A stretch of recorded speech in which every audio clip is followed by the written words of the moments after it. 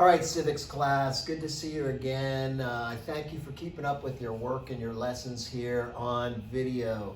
We would, of course, rather have you here in school, but whether you are sick or quarantined or on vacation or kidnapped or haunted, whatever the case may be, please make sure you're going through Plan Book. Please make sure you're using these videos and try your best to keep up with the material. Do the work as per Plan Book and send it to me either email, text, or on Teams. That keeps your grades up, that keeps you in the mix, that keeps you progressing along with our work. Why? That's what you're here to do in school. And for a little more practical reason, you're going to be tested on this at the end of the year, okay? Even if you were quarantined, missed some classes, you're going to get tested on it. So let's try to keep up best we can so we know what we're doing. Okay. We started talking about types and forms of government in our last lesson. We're going to continue on to this study.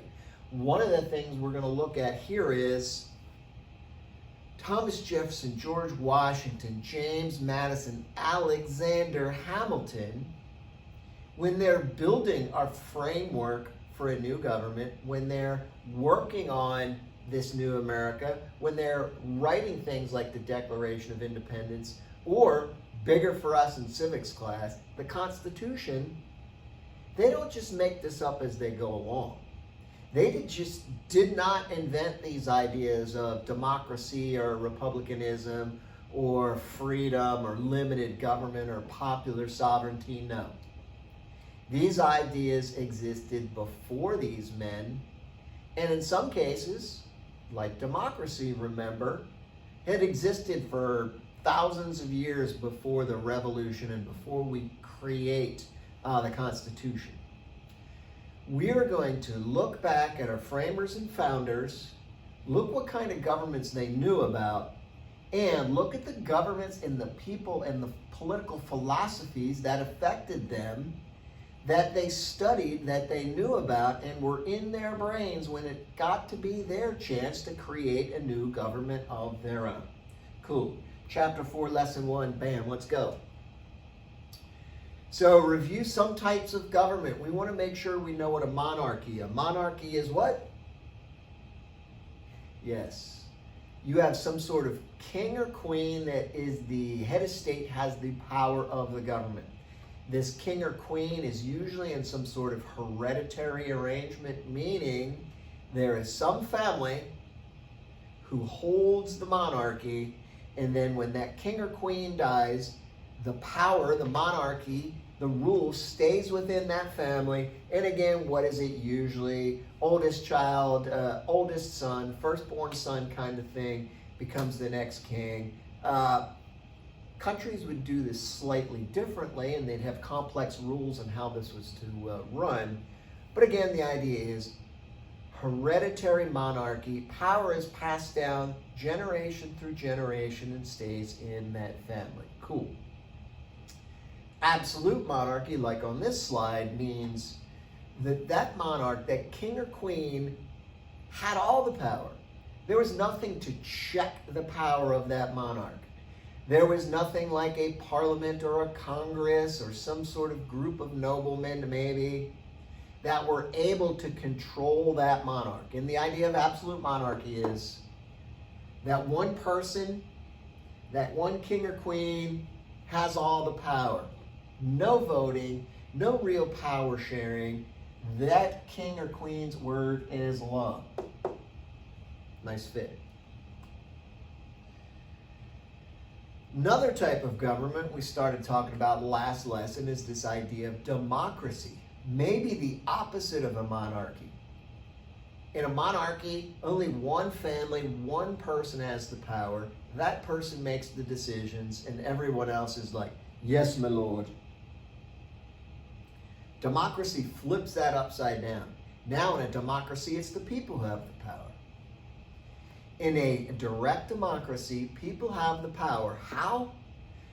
They make choices through a vote of all the citizens, and then the government says whoever wins, the majority, when 51% make a decision through a vote, that's what the government's going to do. Cool.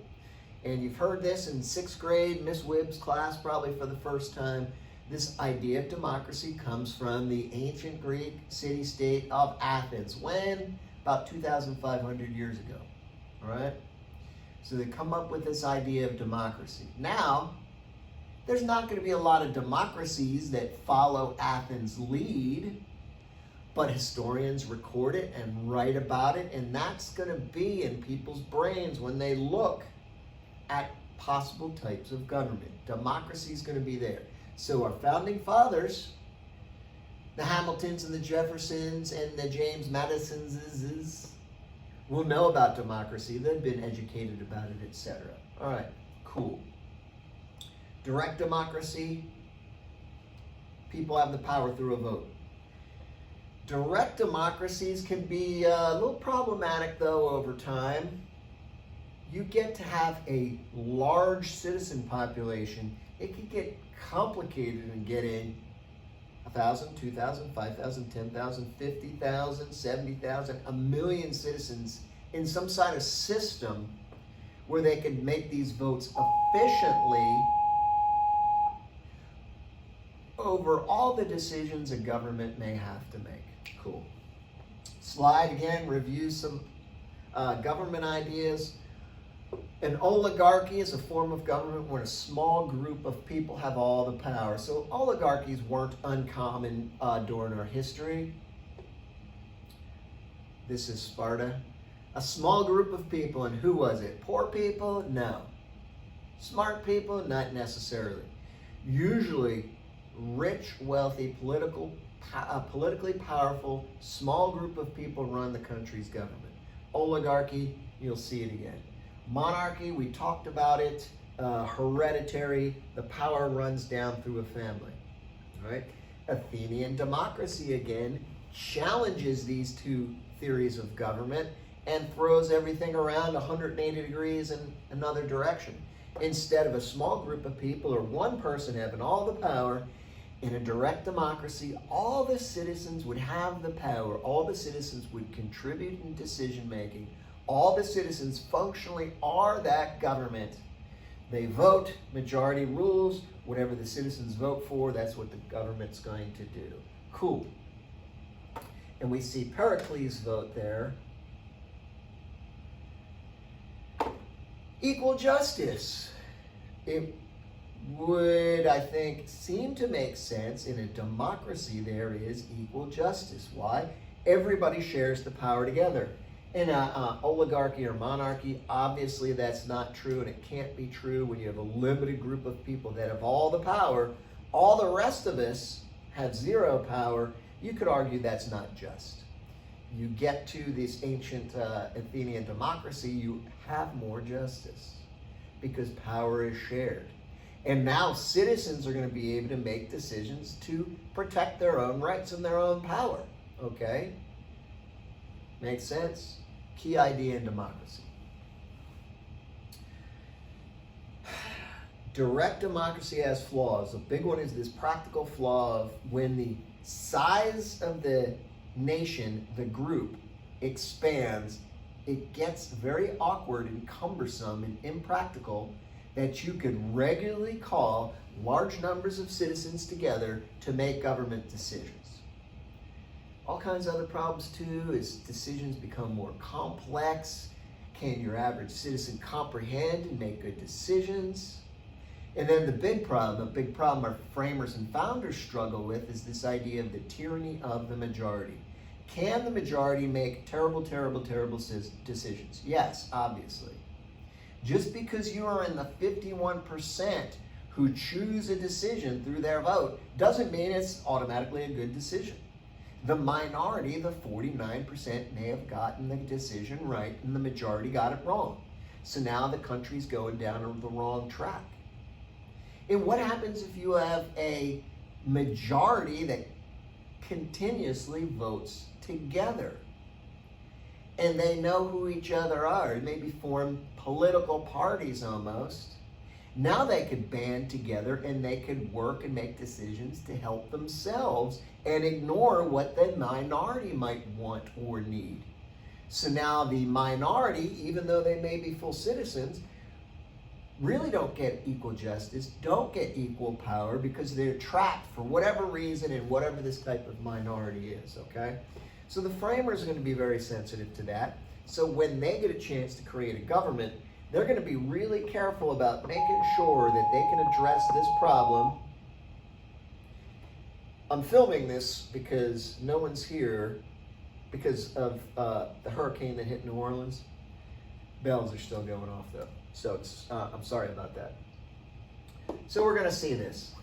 Democracy, it's important. It's going to be a part of our system, but we won't have this pure, direct Athenian style democracy because our framers realized it's not going to work here in America.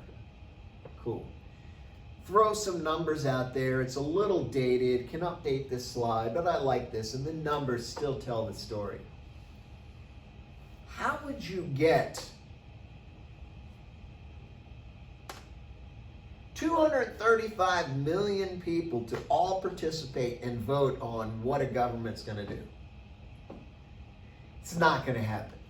There's no internet connection, website in the world, Zoom function where you can get 235 million voters together, citizens together, and say, okay, guys, this is the issue. What are we going to do? And 235 million people vote, right? Pretty ridiculous.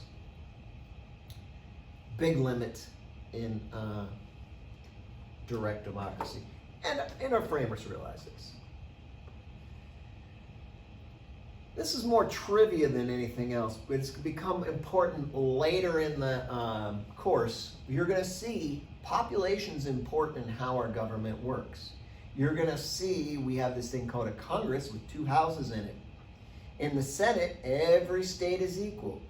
Every state in the Senate gets 2 senators.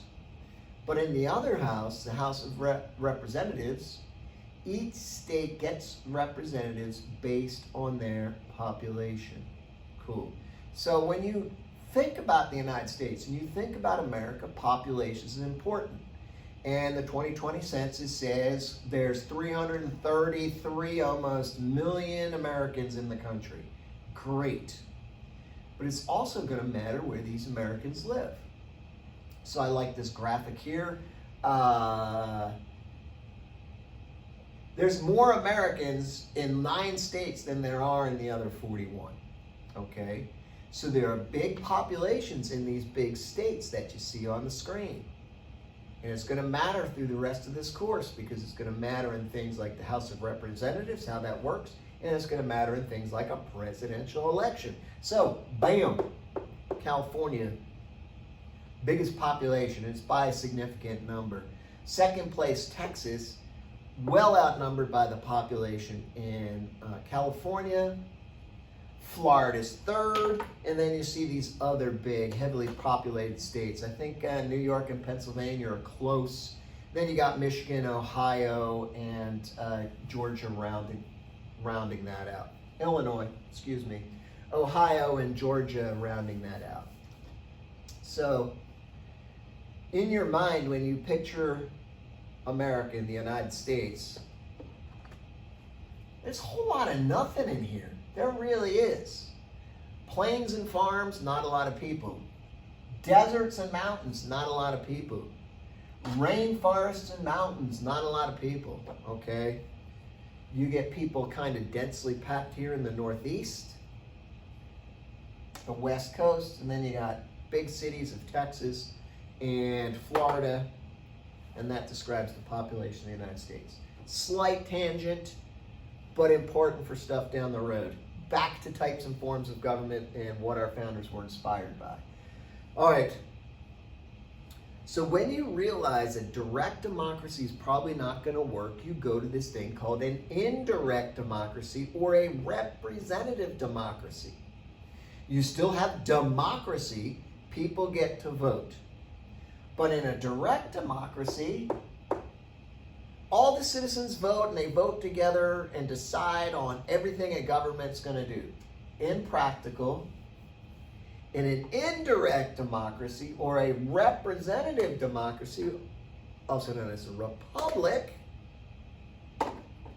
a voter votes, but a voter doesn't vote for a range of political issues, a voter votes for a person who acts as their representative in this government. Where does this come up? Well, the big place you're going to hear and historians are going to point to and our founding fathers are going to know about and point to is, if you remember again from Miss Wibb's class, ancient Rome. So Rome develops a republic, and yes, a representative democracy. Citizens of Rome votes for representatives. They're going to be called senators, just like we have today in our Senate. So in ancient Rome, if you were a citizen with voting powers, you would not vote for issues directly. You would vote for that senator. That senator would be in the Roman Senate, help run the Roman government, and hopefully would do things that represent your ideas. That makes sense? So we're going to find this representative democracy preserves this idea of people having the power through a vote, but makes it a little more practical by, I vote for a representative who's running the government. I'm not making direct decisions throughout the range of things a government has to do. Cool. So yes, we have these things called a democracy pops up in ancient Athens, and we get a republic in Rome. And a little easy study trick, because you're going to be questioned who creates the republic and who creates the democracy. The way I remember it, R for Rome, R for republic. Maybe it'll help you. So Athens creates a democracy, Rome creates a republic, but do democracies and republics like sprout up and flourish through the ancient world? No. More likely than not, in time throughout the ancient world, you have some sort of oligarchy or monarchy. Monarchies become kind of common, and potentially the most relevant and most common type of government from the ancient times till we're getting closer to our framers' times. We're talking 17th, 18th century. Cool. Great. So Rome has its heyday, and it's only a republic during part of it. It becomes an empire with emperors, which are basically tyrannical dictatorships, or sometimes semi-monarchies or oligarchies.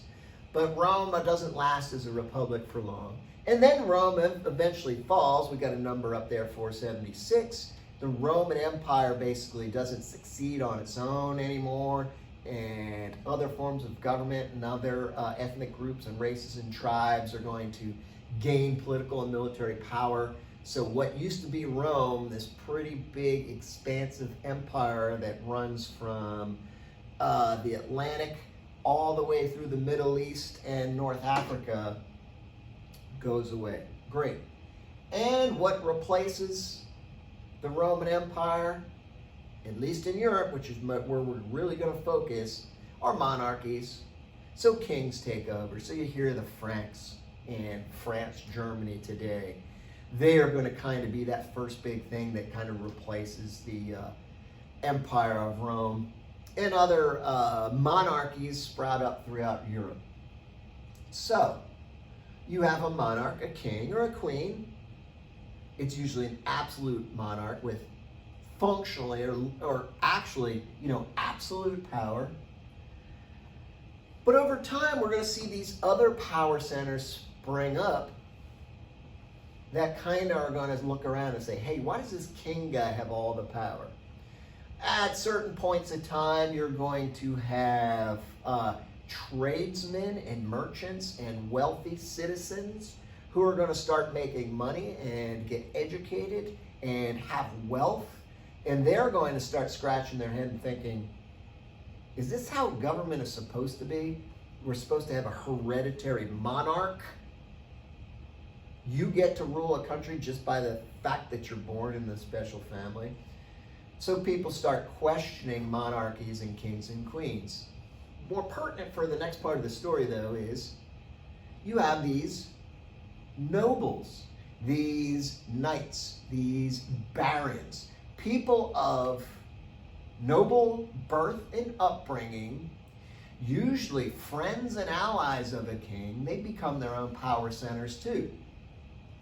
They gain money, they gain military power, and they start wondering about this system of government too. They look at this king and say, hey, is it right that this king should have all this power and be able to do pretty much whatever the king wants to do? And the nobles really start thinking about this when kings imprison or kill a noble and take all their money and treasure and land. The nobles have stuff. They have property. They have money, and practically they have friends and family and their own lives. They want to have their own lives, their own property, their own rights. And what happens if you have these things and you have an all-powerful king who can just take all this stuff from you, all right? So, we're going to come up with, or society is going to develop these sources of power that are to look at the kings and say, there's something wrong here. We've got to think about and potentially change how this system of government works. All right. One of the reasons kings are able to maintain their power for so long is because they believe, because they're told, and because the Catholic Church teaches everyone, that they're special, that God wants them to be a king or a queen. God picked their family. So if you were the king of France or the king of England, you just didn't luck out in the birth lottery. You were specifically picked, and your family was specifically picked by the highest power of all, God, saying you're the one who should be the government. So this was one of the things that a lot of people had to resist and get over when they realized, when they are taught and told that the king has all the power because God wants it that way. You're going to see a term maybe, the divine right of kings. So people are going to start questioning all this stuff. 1215, let's go to England. And this is where I point out it on a map. It's on the other side of the Atlantic Ocean from us. Little island there off the main continent of Europe, right? So in England, they got this guy, King John. King John was not a very good king, according to the nobles. King John would tax them. King John would take their money.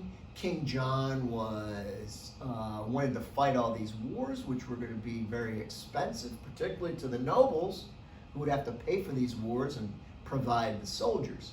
King John would do other things like kidnap people and hold them for ransom and steal the nobles' stuff. And the nobles weren't used to this. Previous kings hadn't done these same things.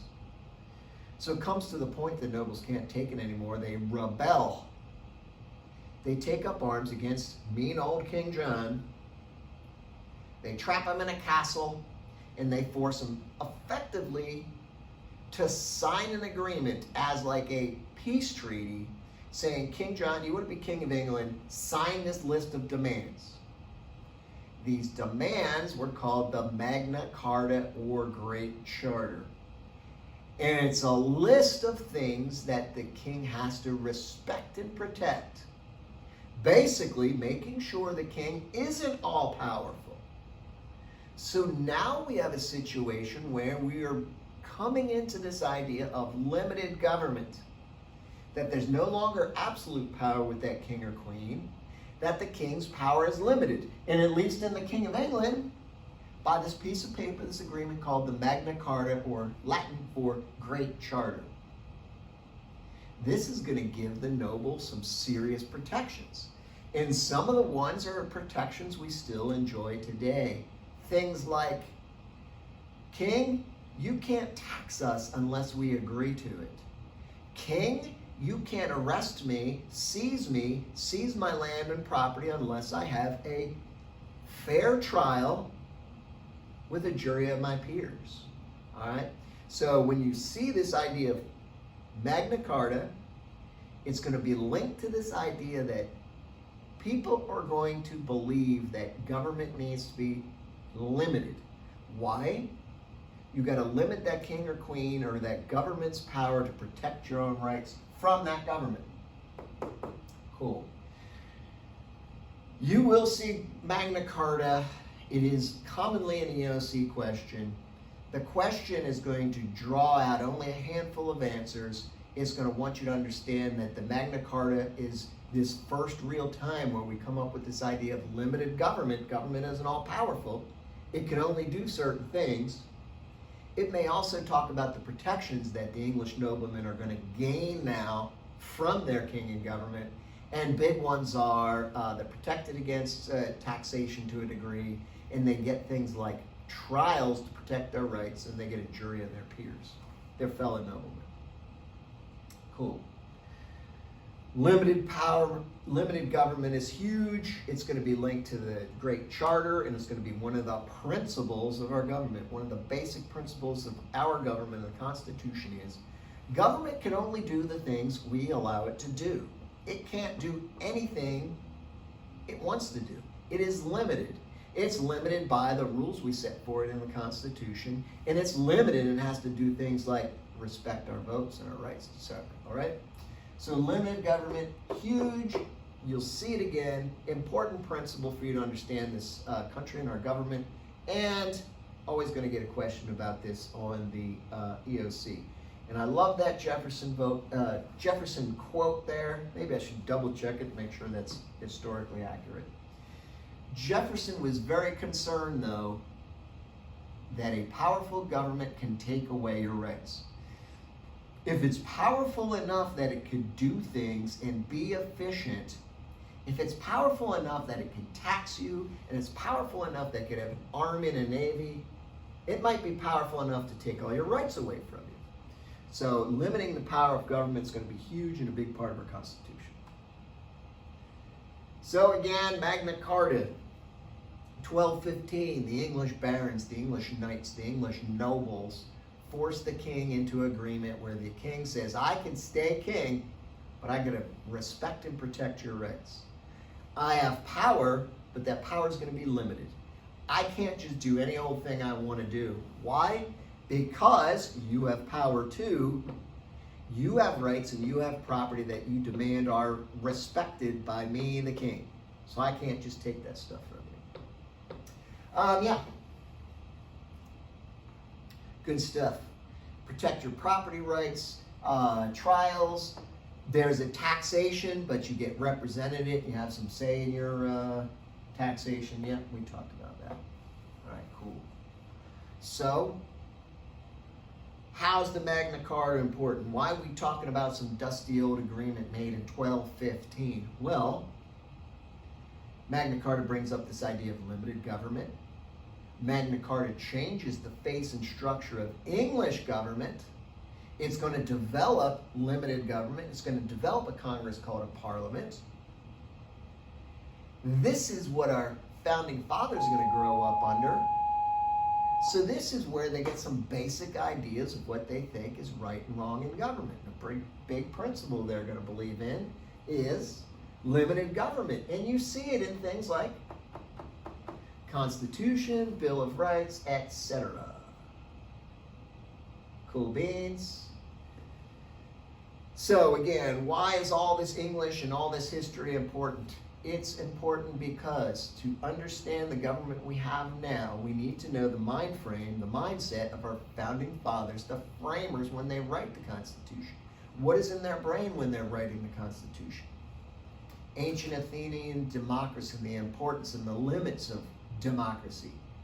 The Roman Republic with this idea, one of the ways you use democracy and you give power to the people, but and maybe a more effective format is the idea of a republic, a representative democracy. People still vote, people still have control over their government, but you're protected from some of these practical problems and things like the tyranny of the majority. Then Magna Carta 1215, this inflection point, this change point in the history of man's relationship with their governments. It used to be the government had all the power and people had nothing. Now we're starting to balance it out. Kings, governments are only going to be able to rule by respecting the rights of their citizens and cooperating with their citizens. Why? Because their government power is limited. Can't say enough how much you need to know for this, for your basic understanding of civics and for the EOC. Cool. Whoops. Thus endeth the lesson. Have a great day. Keep up with your work, and see you on the next video.